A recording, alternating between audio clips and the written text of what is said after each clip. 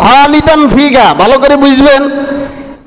একটা হইল মুমিন জাহান্নামে গেলেও বের হয়ে আসার সম্ভাবনা, এই হত্যাকারী জাহান্নামে গেলে আল্লাহর ভাষ্য অনুসারে বের হওয়ার সম্ভাবনা।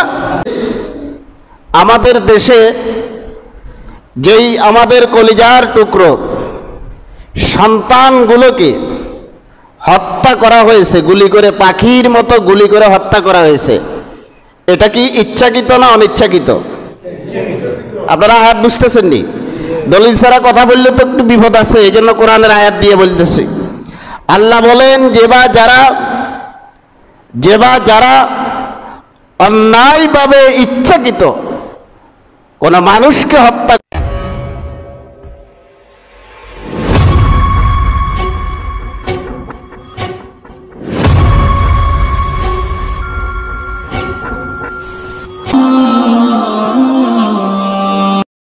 وَمَن يَقْتُلْ مُؤْمِنًا مُتَعَمِّدًا, যেবা যারা কোনো মুমিনকে ইচ্ছাকৃত হত্যা করবে, ফাজাযাউহু জাহান্নাম, ফাজাযাউহু জাহান্নামু, ইচ্ছাকৃত যেবা যারা হত্যা করবে তাদের ঠিকানা জাহান্নাম। খালিদান ফিহা, সেখানে তারা স্থায়ীভাবে অবস্থান করবে। খালিদান ফিহা আই ফি জাহান্নামা, জাহান্নামের মধ্যে এই হত্যা করার কারণে, হত্যায় সংশ্লিষ্ট থাকার কারণে সেবা তাদেরকে জাহান্নামে খালিদান ফিহা চিরস্থায়ীভাবে স্থান করতে হবে, চিরস্থায়ীভাবে অবস্থান করতে হবে, বের হওয়ার কোনো সুযোগ নাই। এরপরে অংশ আল্লাহ পাক বলেন, ওয়াগাদিবাল্লাহু আলাইহি, শুধু জাহান্নামে চিরস্থায়ীভাবে হত্যাকারীরা অবস্থান করবেই না, এই হত্যাকারীদের উপরে রব্বুল আলামিন প্রবলভাবে, কঠিনভাবে ক্রোধান্বিত হবেন, রাগান্বিত হবেন। তাহলে মানুষকে হত্যা করলে 1 নম্বর শাস্তি জাহান্নাম, 2 নম্বর শাস্তি আল্লাহর ক্রোধ, আল্লাহর রাগ।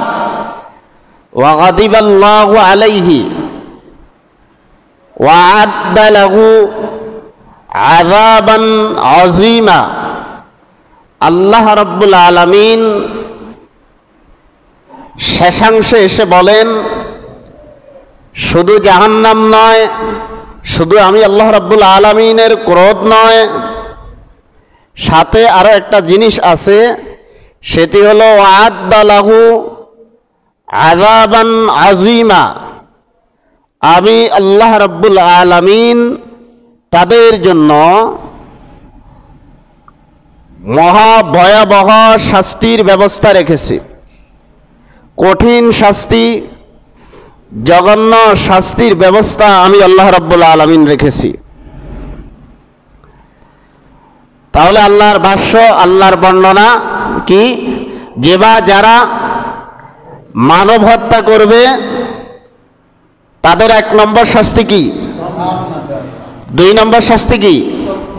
আল্লাহর ক্রোধ। 3 নম্বর এমন শাস্তি, যেই শাস্তির ব্যাপারে আল্লাহ বলেছেন এরকম শাস্তি অন্য কাউকে দেওয়া হবে না।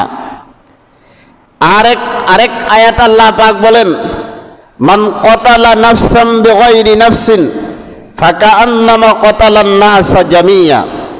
ভালো করে আয়াতটা খেয়াল করবেন। মান ক্বাতালা নাফসান বিগাইরি নাফসিন ফাকাআন্নামা ক্বাতালান নাসা জামিয়া, মানে মাউসুলা, যেটা এক বচন বোঝায়, বহু বচন বোঝায়। এক বচন নিলে অর্থ হবে যে, বহু বচন নিলে অর্থ হবে যারা, যেবা যারা কোনো মানুষকে বিনা কারণে অন্যায়ভাবে, দোষ ছাড়া, রাষ্ট্রীয় কোনো অপরাধ ছাড়া হত্যা করবে, তো সে যেন গোটা মানবতাকে হত্যা করলো।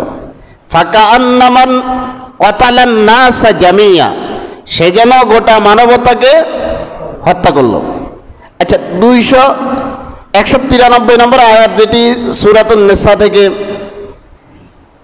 আপনাদেরকে শুনিয়েছি, সেটি অনুবাদটা কি করেছি, মাই ইয়াকতুল মুমিনান মুতাআম্মিদান, যে বা যারা কোনো মানুষকে, কোনো মুমিনকে অন্যায়ভাবে হত্যা করবে, ফাজাজাউহু জাহান্নাম, তাদের ঠিকানা বা তার ঠিকানা কোথায়?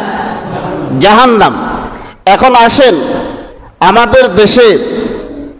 আমাদের দেশে যেই আমাদের কলিজার টুকরো সন্তানগুলোকে হত্যা করা হয়েছে, গুলি করে, পাখির মতো গুলি করে হত্যা করা হয়েছে, এটা কি ইচ্ছাকৃত না অনিচ্ছাকৃত? আপনারা আয়াত বুঝতেছেন নি? দলিল ছাড়া কথা বললে তো একটু বিপদ আছে, এই জন্য কোরআনের আয়াত দিয়ে বলতেছি। আল্লাহ বলেন, যে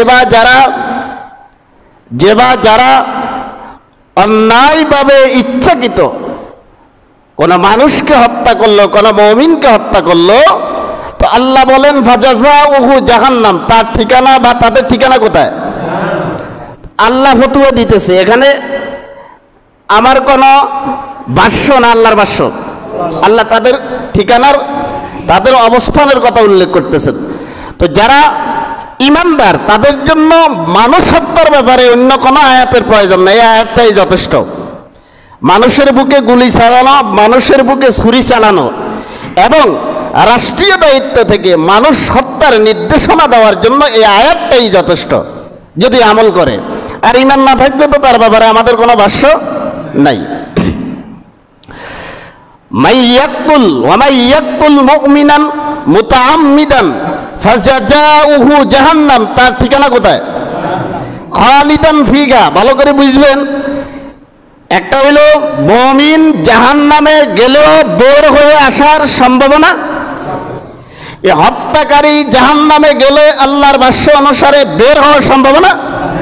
বুঝিয়েন ভালো করি, খালিদান ফিহা, শুধু বের হতে পারবে না এটা নয়, ওয়াগাদিবাল্লাহু আলাইহি, আল্লাহ তার উপরে ক্রোধান্বিত হয়ে থাকেন।